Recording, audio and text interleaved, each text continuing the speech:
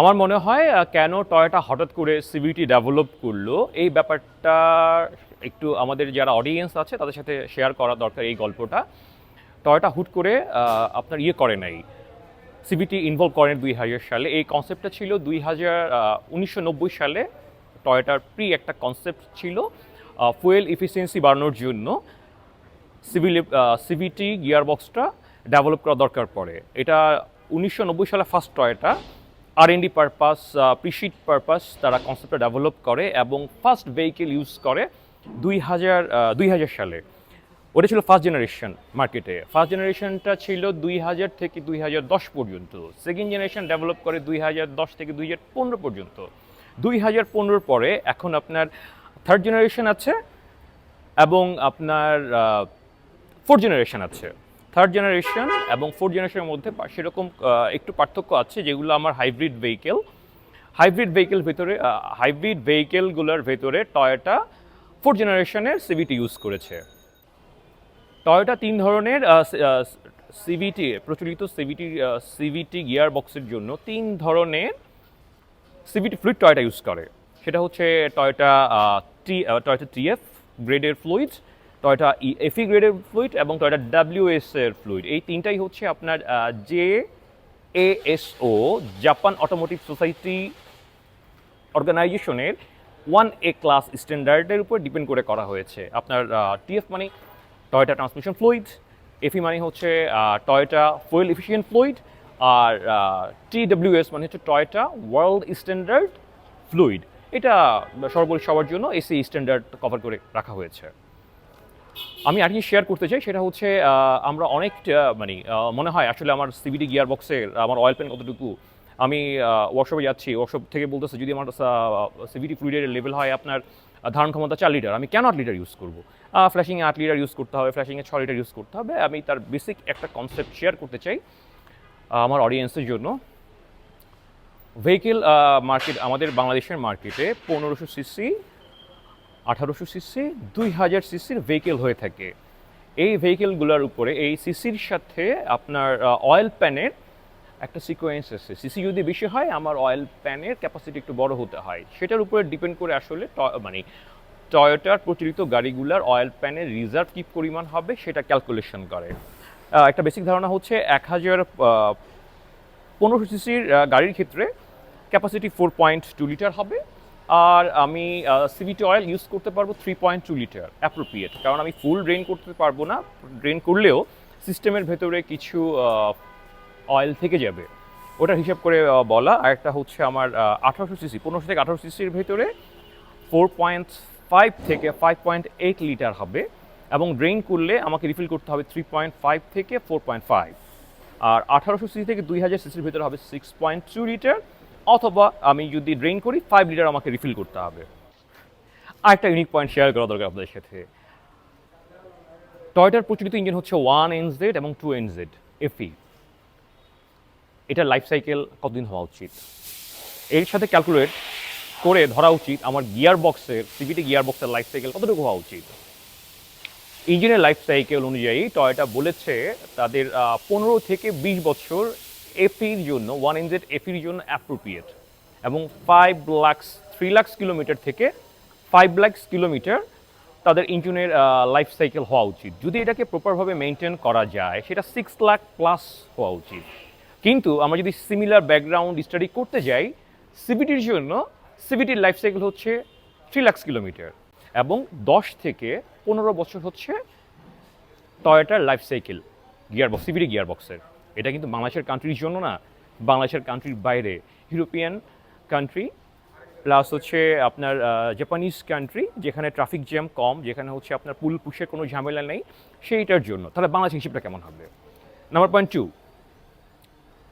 CVT life সাইকেলে যারা আমরা প্রফেশনাল তারা শেয়ার করি হচ্ছে 1 লাখ কিলোমিটার। আমি আজকে রিফিল করলাম, আজকে সিভিটি অয়েল চেঞ্জ করার পরে 1 লাখ কিলোমিটার পরে চেঞ্জ করা উচিত। কিন্তু মেট্রোপলিটন এলাকার জন্য না, মেট্রোপলিটন এলাকার জন্য হচ্ছে 30,000 থেকে 35,000 ম্যাক্স।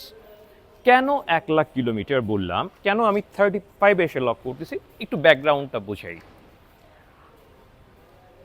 ঢাকা শহর অথবা মেট্রোপলিস শহরগুলো হচ্ছে জ্যামের শহর। আমাকে খুব ঘন ঘন পুশ করতে হচ্ছে, ঘন ঘন পুল করতে হচ্ছে, ব্রেক করতে হচ্ছে, একটু স্পিড তুলতে হচ্ছে, ম্যাক্সিমাম সময় আমাকে জ্যাম স্টকে বসে থাকতে হচ্ছে।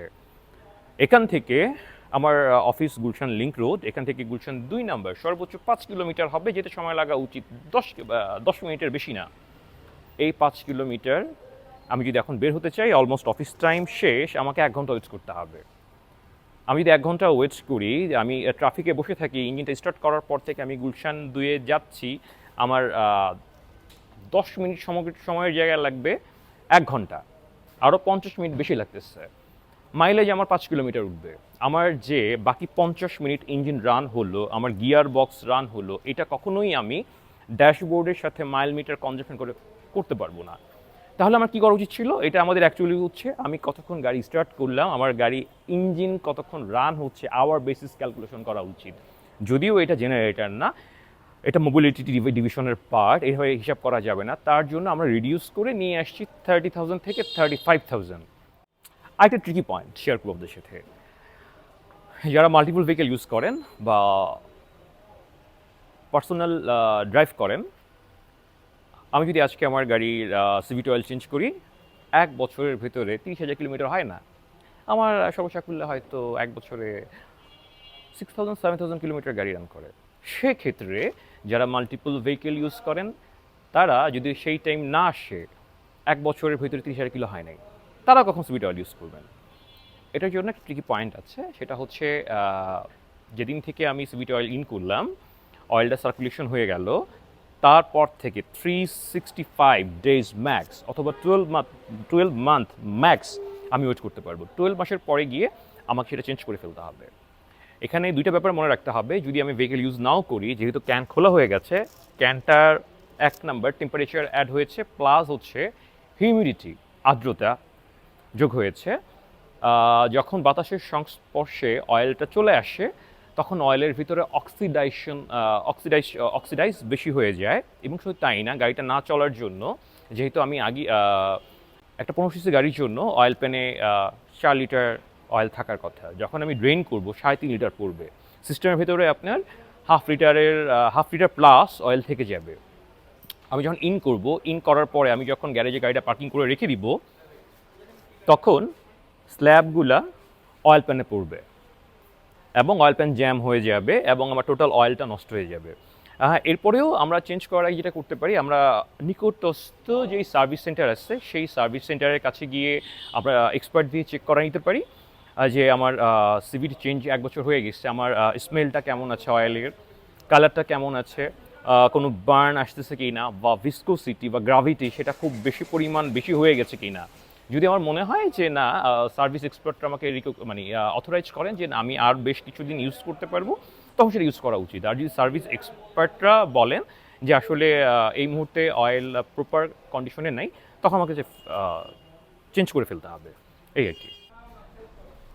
কোন ধরনের প্রবলেমের সম্মুখীন হলে আমরা CVT অয়েল চেঞ্জ করব? নাম্বার 1, গাড়ি স্টার্ট করার পরে আমি যখন গিয়ার এঙ্গেজ করব, তখন গাড়ি ভাইব্রেট করবে, জার্কিং করবে অথবা শেকিং করবে। নাম্বার 2, আমি গিয়ার এঙ্গেজ করার পরে আমার গাড়ির ইঞ্জিনের RPM বাড়তেছে, বাট আমার গিয়ার স্লিপ করতেছে তখন। নাম্বার 3, আমার ড্যাশবোর্ডে CVT গিয়ারের সাইন এসে থাকবে। নাম্বার 4, আমার CVT গিয়ারের ভেতর থেকে অয়েল বার্নের স্মেল আসবে। নাম্বার 5, আমার ফুয়েল কনজাম্পশন অনেক বেড়ে গেছে। নাম্বার 6, গাড়ি যখন রান করবে তখন একটা অ্যাবনর্মাল সাউন্ড আসবে গিয়ার বক্সের ভেতর থেকে অথবা ইঞ্জিনের সাইড থেকে। এগুলো হলে বুঝবেন আপনার CVT অয়েল চেঞ্জ করার সময় হয়ে গেছে অথবা গিয়ার বক্স রিপ্লেস করার সময় হয়ে গেছে। যদি গিয়ার বক্স রিপ্লেস না করতে চান, বেশি টাকা ড্রেন না করতে চান, ইমিডিয়েট CVT নিয়ে আসেন, চেক করে নিয়ে যান, হয়তো অনেক টাকা খরচ পড়বে। আপনি যদি বুঝতে না পারেন আপনার CVT অয়েল চেঞ্জ করতে হবে নাকি রিপ্লেস করতে হবে, কোনো প্রবলেম নাই। আপনি আমাদের 2টা ব্রাঞ্চ আছে, উত্তরা এবং তেজগাঁ, সেই ব্রাঞ্চে চলে আসেন। আমরা ফ্রি অফ কস্টে আপনার গাড়ি ইন্সপেকশন করে দিব এবং আমরা জানাই দিব আপনার কী করতে হবে CVT ওরিয়েন্টেড ব্যাপার। এটা 100% অ্যাবসলিউটলি ফ্রি। এবং শুধু তাই না, আপনি যদি এই ভিডিওর আমার স্ক্রিনশট শেয়ার করেন, আপনি আসলেই বাম্পার ডিসকাউন্ট পাচ্ছেন। আমাদের রেগুলার প্রাইস 3,500 টাকা প্লাস ভ্যাট, বাম্পার ডিসকাউন্টে হিউজ পরিমাণ ছাড় থাকছে। সবাই ভালো থাকবেন, খোদা হাফেজ।